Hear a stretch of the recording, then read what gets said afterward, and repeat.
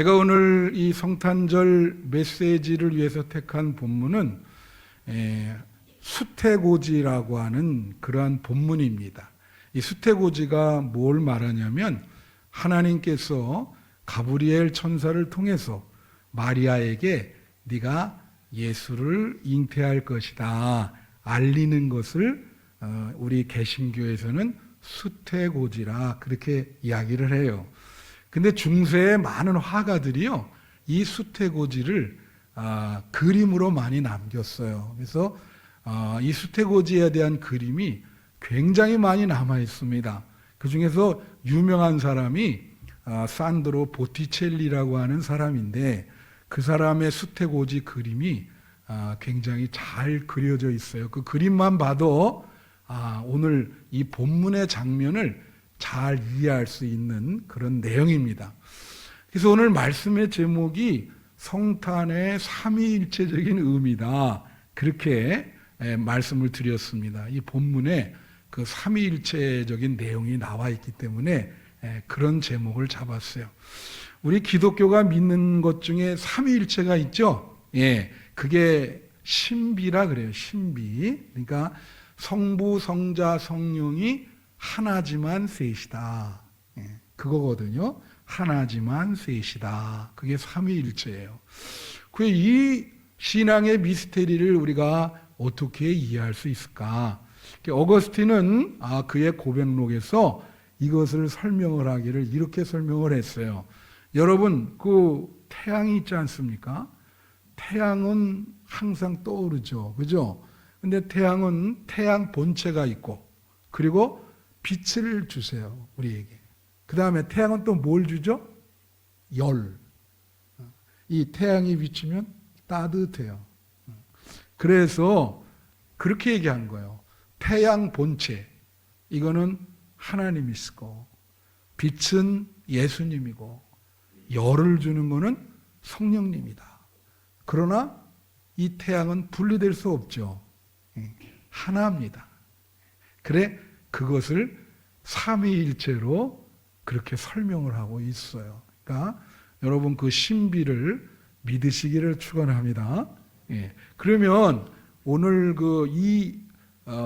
크리스마스 사건을 위해서 이 성부, 성자, 성령이 하나지만 역할이 있어요. 그래서 첫째로 성부 하나님. 성부 하나님은요, 이 일을 시작하신 분이에요. 섭리하시고 계획하시고, 그 다음에 특별히 예수님을 잉태할 사람을 하나님이 선택을 하셨어요. 그게 누구냐면 여러분 잘 아는 그 육적인 아버지는 요셉이고, 그리고 육적인 어머니가 마리아입니다. 그래서 지금 마리아에게 가서 네가 하나님의 아들을 잉태할 것이다 라고 천사를 보내서 말하는 건데, 그 천사를 보낸 분도 하나님이시고, 그리고 마리아를 택한 분도 하나님이에요. 그래서 가브리엘이 말을 할 때 28절에 보면 이렇게 말을 합니다. 그에게 들어가 이르되 은혜를 받은 자여 평안할지어다 주께서 너와 함께 하시도다 하니. 그죠? 여기에 무슨 표현이냐면 마리아는 은혜를 입은 자라는 뜻입니다. 은혜를 입었다. 그러니까 마리아가 상당히 순수하고 깨끗한 신앙을 갖고 있었던 사람이거든요. 그래서 하나님이 그 마리아를 택해서 은혜를 주신 거예요. 여러분, 예수님을 잉태한다는 그 은혜, 그 역사의 은혜 엄청난 거죠. 그죠? 그래서 저는 이거를 이렇게 해석하고 싶어요.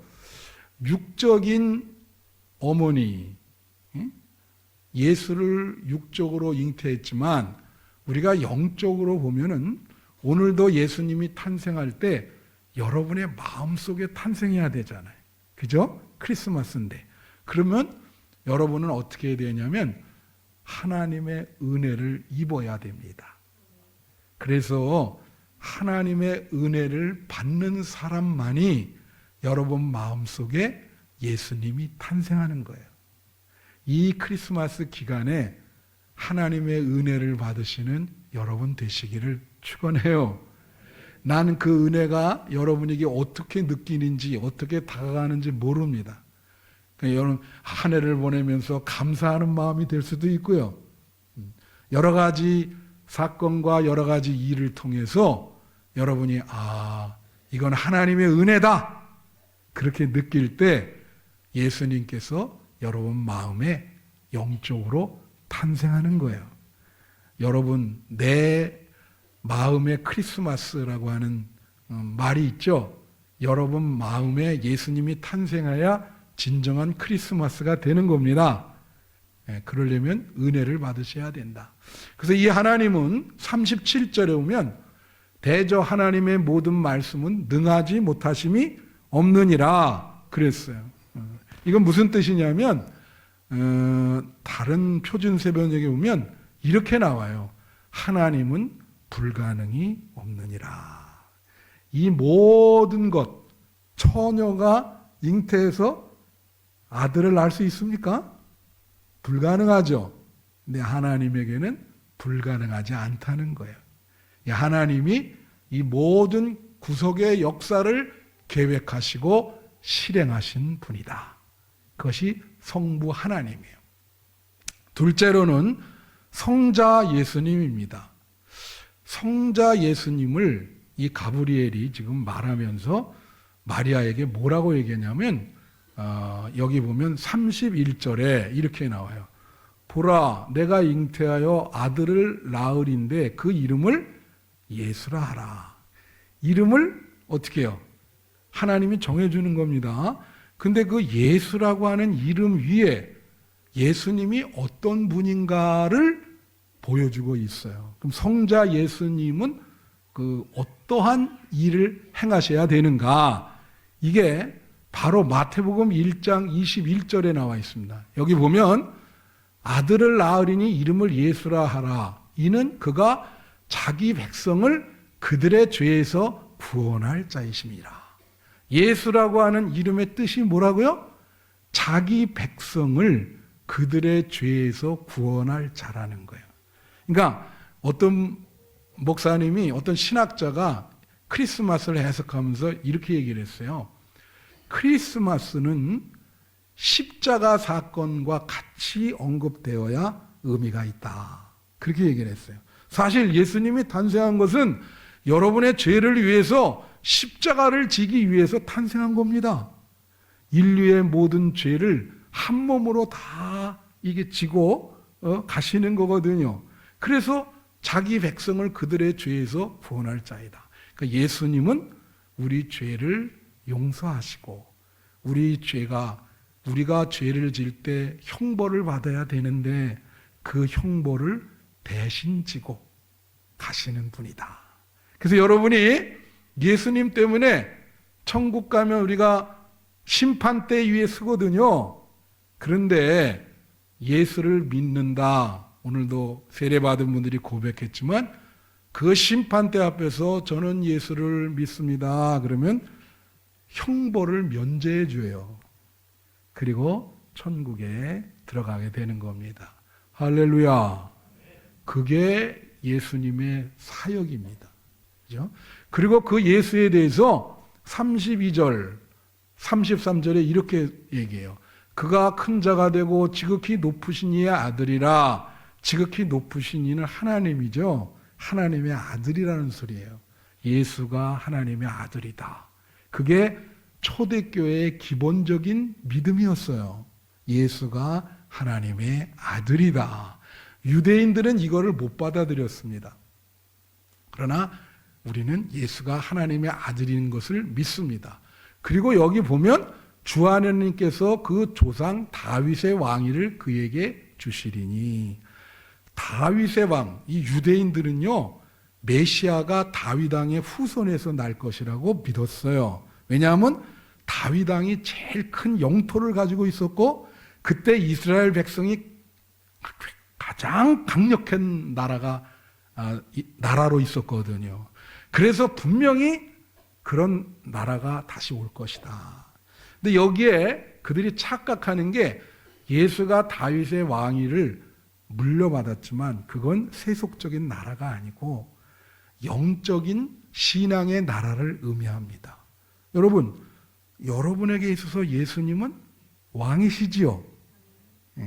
왕은 통치권을 갖고 있어요. 그 말은 무슨 뜻이냐? 예수를 왕으로 모신다는 것은 예수님이 하라는 대로 한다는 거예요. 산다는 거예요. 오늘날 전 세계에 예수 믿는 사람이 한 25, 많게는 한 35까지 봅니다. 거기에 예수가 왕이죠. 그 영적인 왕국에 예수님이 말씀하시면 그대로 다 순종을 한단 말이에요. 그래서 이거예요. 그 조상 다윗의 왕위를 그에게 주신다.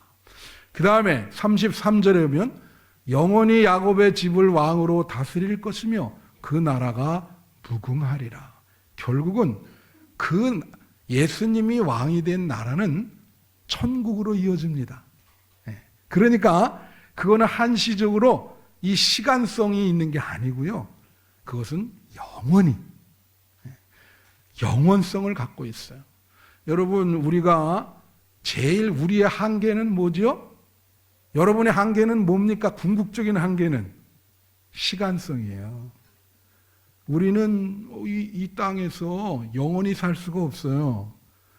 이 짤막한 인생, 아무리 100세 시대라 그래도 그거는 영겁에 비교를 하면 찰나입니다. 찰나. 여러분은 찰나를 사시는 거예요. 그런데 이 땅에서 우리가 이렇게 시간의 한계를 살 때 영원하신 예수님을 만나면은 우리는 구원을 받고 영생을 얻게 되는 겁니다. 할렐루야. 그러니까 영원성, 그 영원하신 예수님을 만나야죠. 내 마음에 모셔드려야죠. 그럼 우리가 시간성을 극복하고 영원을 사시는 예수님의 그 나라에 동참하게 되는 것이죠. 그 어떤 분은 이걸 빨리 느끼는 분이 있고 죽기 전에 깨닫는 분이 있고 그래요. 하여튼 여러분 인생에 있어서 반드시 영원하신 예수님을 만나셔야 됩니다. 그래야 영생을 얻을 수 있다는 것을 분명히 말씀을 드려요. 자, 이게 성자 예수님이고 그 다음에 세 번째가 성령 하나님이에요. 그 성령님은 어떤 사역을 하셨냐? 오늘 34절, 35절에 가브리엘이 이렇게 얘기하니까 이 마리아가 가브리엘 천사에게 이렇게 말하는 거예요. 나는 남자를 알지 못하는데 어찌 이런 일이 있겠습니까? 그죠? 남자를 알지 못한다는 것은 관계를 하지 않았다는 거거든요. 그럼 어떻게 이런 일이 일어나냐? 그랬더니 35절에 이렇게 얘기해요. 천사가 대답해 이르되 성령이 내게 임하시고 지극히 높으신 이의 능력이 너를 덮으시리니. 그랬어요. 자, 이 표현을 이렇게 했습니다. 성령이 임해서 성령의 능력이 너를 덮으신다. 근데 표준 세번역에는 성령이 너를 감쌀 것이다. 이렇게 얘기했어요. 그러니까 결국은 성령을 통해서 예수를 잉태하게 되는 거죠. 그죠? 이거는 이제 우리가 육적으로 마리아가 그렇게 되는 거고, 우리도 영적으로 지금 우리 마음 안에 예수 그리스도를 잉태하고 내 마음에 예수님이 탄생하려면 여기 성령이 우리를 덮어야 됩니다. 성령이 충만하셔야 돼. 2024년도에 여러분 마음에 예수님이 탄생하려면 성령이 충만하고 성령이 여러분을 감싸고 성령의 능력이 여러분을 덮으셔야 됩니다. 믿습니까? 여러분 성령 충만하세요? 성령 충만해야 예수님을 마음에 모셔드릴 수 있는 거예요. 그래서 성령의 역할은 예수를 잉태케 해주는 거예요. 그게 성령의 역할입니다. 성령의 사역이에요. 그래서 여러분이 성령 충만한 이유가 성령은 항상 예수님을 가리키고 있는 겁니다. 여러분이 딴 데 한눈 바르면 성령께서 그걸 교정시켜 주면서 우리의 마음과 시선이 예수를 바라볼 수 있도록, 그게 성령님의 사역이에요. 그래서 기독교인은 반드시 성령 충만함을 받아야 돼. 그렇지 않으면 예수님을 믿을 수도 없고 예수를 모실 수도 없고 바라볼 수도 없는 거예요. 이게 바로 지극히 높으신 능력이 너를 덮을 것이다, 내게 임할 것이다, 이 말을 명심하시기를 바랍니다. 자, 그러면 이제 결론. 우리는 성도죠. 인간이죠. 그죠? 혹시 38절을 비춰줄 수 있으면 38절 비춰주시기 바라요. 무슨 얘기냐면 우리는 예수님을 잉태하려면, 여기 보여요. 마리아가 이르되 주의 여종이오니 말씀대로 내게 이루어지이다. 그리고 천사가 떠났어요. 다 같이 따라하세요. 말씀대로 내게 이루어지이다. 이걸 믿은 거예요. 그래서 우리는 뭐가 필요해요? 말씀에 대한 믿음. 천사가 그렇게 한 거를 믿었어요. 그래서 예수님이 여러분 마음에 탄생하려면 어떻게 해요? 은혜를 받아야 되고, 또 죄에 대한 인식이 있어야 되고, 그리고 성령님이 임해야 되고, 그 다음에 말씀을 믿어야 됩니다. 그러면 그 말씀대로, 약속대로 여러분 마음 안에 예수님이 탄생할 줄로 믿습니다. 아무쪼록 2024년도에 삼위일체적으로 임하시는 예수 그리스도의 의미가 여러분에게 충만하기를 기원합니다.